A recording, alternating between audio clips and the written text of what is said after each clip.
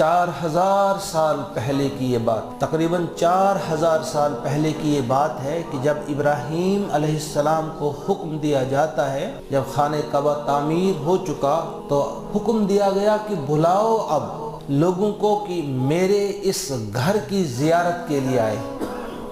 अल्लाह का घर जो मक्का मुकर्रमा में है, उस घर की ज़ियारत के लिए कहो लोगों को कि वो आ जाए।